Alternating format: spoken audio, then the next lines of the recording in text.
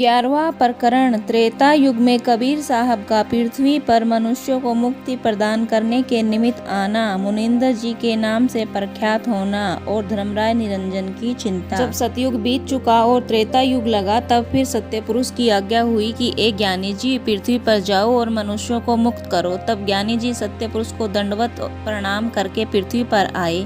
त्रेता युग में जब सत्य सुकृत जी पृथ्वी पर आया करते हैं, तब आपका नाम मुनिंदर जी प्रख्यात हुआ करता है। जब मुनिंदर जी महाराज पृथ्वी पर आए, तब धर्मराज के चित्त में बड़ा संदेह हुआ कि ज्ञानी जी मेरा भवसागर उजाड़ा चाहते हैं। मैं सैकड़ों युक्तियां करता हूँ, परंतु मुनिंदर जी से मेरा वश नहीं चलता है।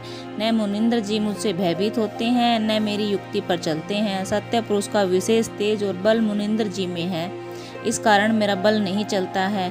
सत्य नाम के अप्रभाव से सब जीव बराबर सत्य लोक को चले जाते हैं। वे लोग सत्य गुरु के शब्द में सदैव तत्पर रहते हैं और गुरु की आज्ञा से सिर नहीं फेरते हैं, इस कारण उनकी मुक्ति होती है। 12वां प्रकरण। त्रेता में जगत के मनुष्यों के विचार। जब त्रेता युग में पहले मुनिंदर जी महाराज पृथ्वी पर आए, तब कितने मनुष्यों से पूछा कि तुम्हें मुक्ति देने वाला कौन है।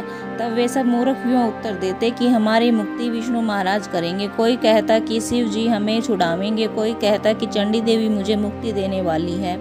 मूर्खों को इस बात का तनिक भी विचार नहीं है कि जिसका वेद नाम लेते हैं, जिनके द्वारा वे मुक्ति चाहते हैं, वे स्वयं फंसे हुए हैं।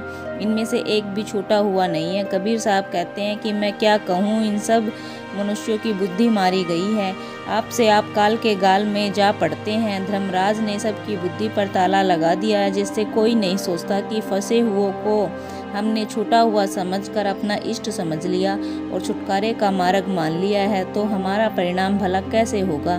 भ्रम के कुएं में पड़कर सब जीव मरते हैं और काल पुरुष सब जीवों को धोखा देकर उनका काम समाप्त करता है। यदि सत्य पुरुष की आज्ञा पाऊं तो सब ही मनुष्यों को मुक्त करके परमधाम को पहुंचा दूं। काल पुरुष को भगाकर सर्व मनुष्यों को काल के बंधन से छुड़ा दूं, परंतु बलात् करना उचित नहीं है।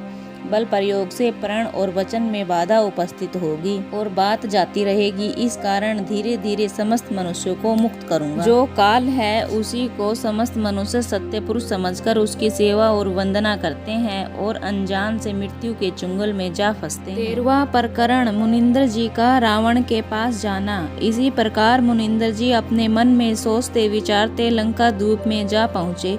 उस समय राजा रावण वहाँ राज करता था। जब अपने लंका नगर में चरण रखा, तब पहले आपको विचित्र नाम का एक भाट मिला। वह आपको पहचान कर चरणों पर गिर पड़ा और निवेदन किया कि आप मेरा उद्धार कीजिए।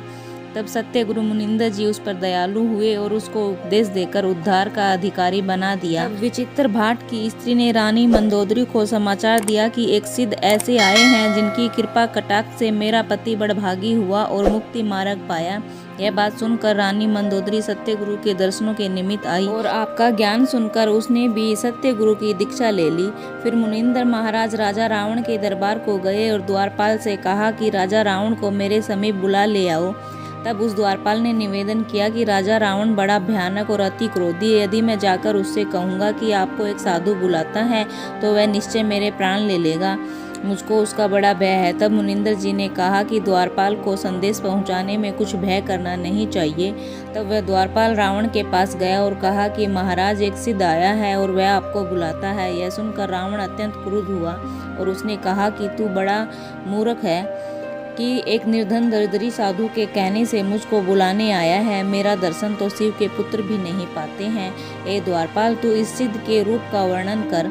तब उसने कहा कि ये महाराज, उस सिद्ध का रूप तो पूर्णिमा के चंद्र के सदृश देदीप्यमान बड़ा सुंदर है और चंद्र के समान उसका समस्त शरीर चमकता है। श्वेत तिलक उसके मस्तक पर है, श्वेत तुलसी की माला और कंठी गले में है और उसके समस्त वस्त्र आदि भी श्वेत हैं। तब रानी मंदोदरी ने राजा से कहा और समझाने लगी, हे राजा, यह साधु तो सत्य पुरुष का रूप है। आप शीघ्र चलकर उनका चरण छुओ तो तुम्हारा राज्य अक्षय हो जाएगा। आप राज्याभिमान छोड़ कर दो और चलकर उनका दर्शन करो। संत महात्माओं से अभिमान करना अच्छा नहीं है। इतनी बात के सुनते ही रावण क्रोध से भड़क मानो बलती आग में घृत पड़ गया और तलवार लेकर चला कि अभी उस भिखारी का सिर उतार लेता हूँ, देखूं वह दरिद्री मेरा क्या बना लेता है। यह कहकर वह तुरंत मुनिंदर जी के पास जा पहुंचा और आपका सिर काटने के निमित्त तलवार मारने लगा। 70 बार उसने तलवार चलाया पर मुनिंदर जी का एक बाल भी नहीं कटा। तब रावण मन ही मन लज्जित हो दांत निकाल कर रह गया। तब फिर रानी मंदोदरी ने समझाया कि हे महाराज, आप सत्य गुरु के चरणों पर गिर पड़ो। तब रावण घमंड के साथ कहने लगा कि मैं शिवजी के अतिरिक्त और किसी के सामने मस्तक नहीं नवाऊंगा और न सहायता मांगूंगा। उसी महाराज ने मुझको अटल राज्य दिया है, उसकी दया तथा अनुग्रह मेरे ऊपर है। उसी को मैं प्रत्येक क्षण और प्रत्येक समय दंडवत करता हूँ। तब मुनिंदर जी ने उससे कहा कि ये रावण, मैंने भली भांति पहचान लिया कि तू बड़ा अहंकारी है। मुझको तूने नहीं पहचाना और हमारा भेद नहीं जाना। पर एक बात मैं तुझसे कहता हूँ कि रामचंद्र आकर तुमको मारेंगे और तेरा मांस कुत्ते भी न खावेंगे। ऐसा कहकर मुनिंदर जी लंका से चले गए।